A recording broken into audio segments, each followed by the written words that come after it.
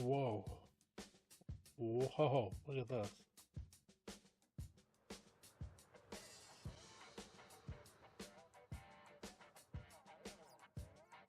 Wow. Hello, it's the Desolator. Welcome to a new episode. Today we are going back to the Piglin bartering farm. We're going to set up some more design for the build, and then we're going to get into the redstone, which involves managing hoppers and droppers, doing filters, and we're going to look at crafting with crafters. So welcome to Desolate the Air, episode number 48. Let's go!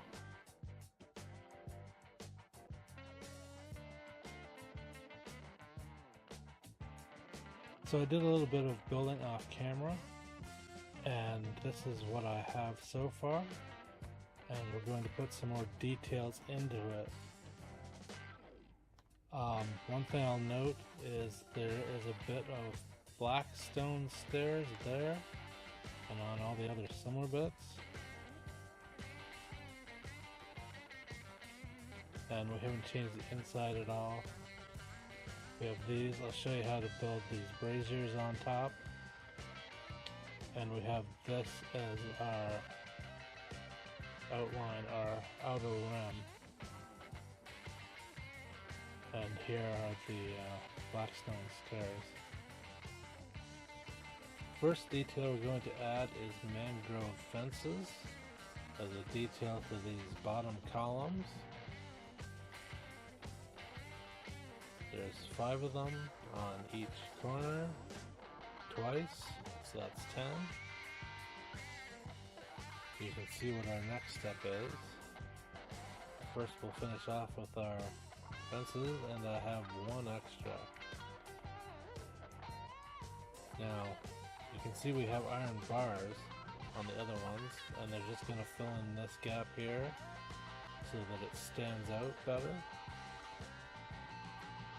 Okay, and we're going to have to remember to slip it in here as well. Oops. Okay, there we go.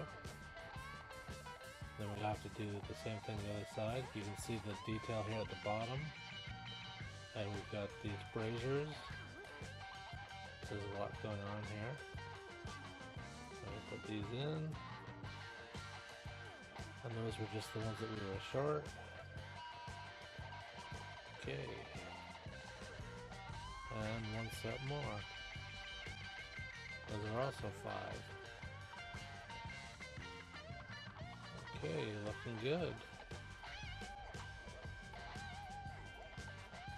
Our next step is going to be some stairs to make these other stairs stand out better, but it's starting to look good. I decided to use red nether brick stairs. We have the red nether brick on the inside as slabs for the floor. We're just going to put these all the way around. You can see I saved materials in these slabs for the ceiling. Okay. Let's see what we're... Okay. Oh, that looks good. And there's that black stone there at the top to accentuate the deep slate, and then we're going to have to put red nether brick on this edge here, replacing these stairs. And as you can see, I do not have nearly enough. I'm going to make these braziers. I'm going to show you how when I stop falling. Oh, okay. So I'm trying to place one on the side of the scaffolding here. Okay. And let's try this. Okay. That's good. That's good. Okay, put that back up. Oops, we're missing one. Let's just put our magma block, which is the next step. I'll try and place the trapdoor. Okay, that's good. Right? Yes. Okay. Ooh. Ouch. Okay, and then I have the fire. Okay, let's go down. Okay, let's see what we have to look at. Oops. Alright, good. That looks really nice. I like that. And there's those too. This is what the back side of the build looks like. And I built these little pyramids here to match the front. And they have a base like this. And they've got all the elements. Now let's go up top. Well, part way up top. I'm not going all the way. I want to show you where we're going to do the redstone, which dispenses the gold ingots to the piglins. And we're going to do that off the back here. These stairs may have to go as part of where the redstone goes, because we want to manipulate these dispensers and the hoppers underneath the piglins. Let's pop this block off. Oh yes, I'm not wearing a helmet. Hoppers below this piglin. So actually it's the frog lights that are probably going to have to go. I put the redstone in.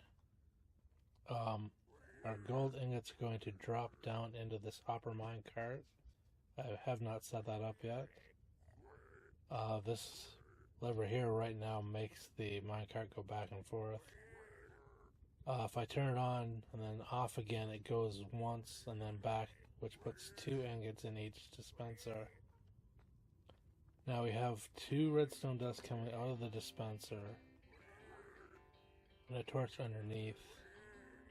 And then there is a repeater pointed at the block, powering this block, which turns this torch off, which keeps this redstone off.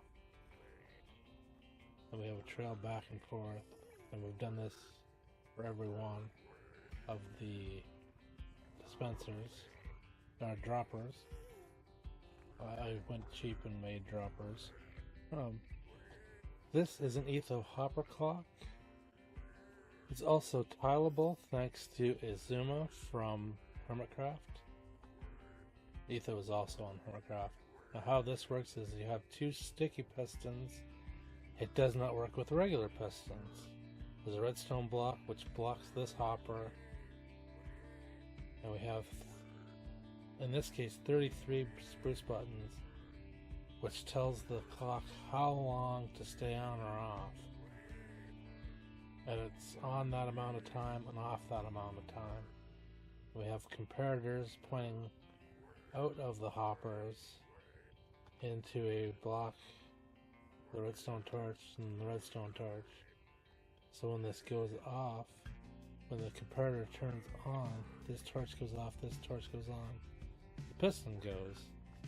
So we can turn this on. We're not going to lose anything. And also I've made a NOT gate, meaning I've reversed how this works. Okay, you see that it just made a quick pulse there, which turned this off. And when this torch turns off, all of this turns off, which makes this torch turn on, which sends a signal, hey, drop an item. And it's just a quick pulse. Maybe we'll do it again. Kind of have to wait for it. Yep, there it went. I had to make this spawn proof. So we'll wait for the pulse and we'll see all of the redstone do its thing.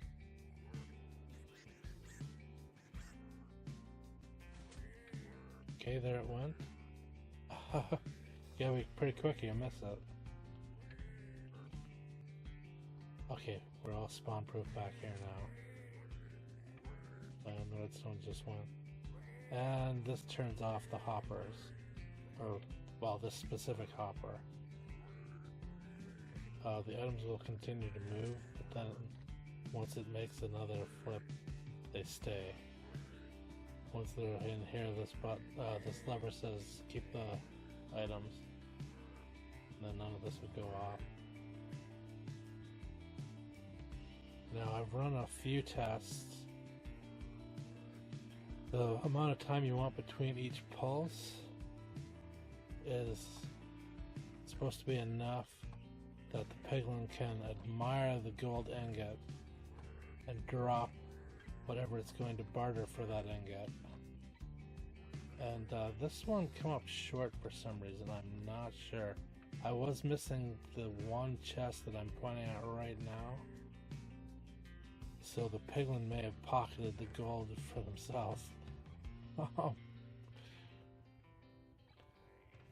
Of course, we need a bunch of filters to sort these items because we have soul speed books, blackstone, ender pearls, fire charges, spectral arrows, obsidian, nether bricks, 3-minute fire resistance, both regular and splash, water bottles, soul sand, string, gravel. I haven't seen any quartz yet. Quartz must be a less common drop. Leather, drying obsidian, as well as the regular obsidian. Iron nuggets. I don't know why they have those, but they do. Yeah, we didn't get a single quartz. That's very interesting. I put through a little over 2 stacks of gold ingots. Let's see what we get. Okay, that's good. We've got some of the fire resistance, 3 minutes. Both splash and regular. Fire charges, I like those. I'm looking for blackstone, because I have some builds I want to do with that. Okay. We got some books. We got some water bottles. We are getting quartz again, finally. Okay. Oh, that's nice. Oops. Okay. Yeah, we get water bottles, which I don't mind. Alright. What do we have here? 2. Not bad. Okay. That's doing alright. Okay, that's not bad. And I've got all this gold sitting ready to go. I moved the item sorter example from the nether to here, so it's a lot better to look at. Up here is where things are going to fall in. I put a chest for now, and then this is the top line, which works as an overflow. So if the chests get too full, it'll start putting items into this dispenser here, and items that aren't filtered will also go in the dispenser. And this is a smart dispenser. I'm not sure who made it. It might have been Wells Knight, and I believe he would have gotten it from somebody else. But we have our dispenser, comes into a comparator, repeater, and then we got the dust either side.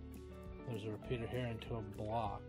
Now whenever an item comes into here, the comparator goes off, and it dispenses the item down into the cactus, which deletes it. Now the way the filter works is we have a comparator coming out of these hoppers, which has the filter, and it naturally settles to 41 items, and these are just blocks that I've named and an anvil, and I named them a bunch of times, so I'd have like 5 number 1s and 5 number 2s. And then the comparators go to a dust, another dust, and then a lower dust, and then this repeater here into the block, which powers the block, which turns off the torch, which lets items go through the hopper here, It always keeps one item. Now this filter was designed by Impulse SV, one of the Hermitcraft members, quite a number of years ago. And it still works just as good as when he first made it. So let's do an example here, and I'll try and be quick with it, which is why I've split these blocks this way. So we're going to go like this, and it's loading those. Then we should see some buttons disappearing. That's going to load the ingots and the flesh, and there should be some more buttons, I think. No, the buttons all disappeared before then. And that is how this works. Since we have the crafter block now, we're going to craft all these nuggets into ingots. So this filter is only going to have to do ingots and rotten flesh. And the ingots we will send on to the piglins for bartering. We are going to build some crafters, but we're going to do one in the crafting grid. Oops. That goes up there. That goes there. That goes there.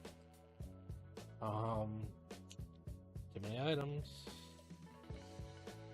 Okay. There's our crafter. Okay. Now, that goes there. That goes there. Those two. These. Okay. And as you can see, you can't pull the item out. But we can, however, oops, stick a lever on the side. An advancement. Crafters crafting crafters. Be near a crafter when it crafts a crafter.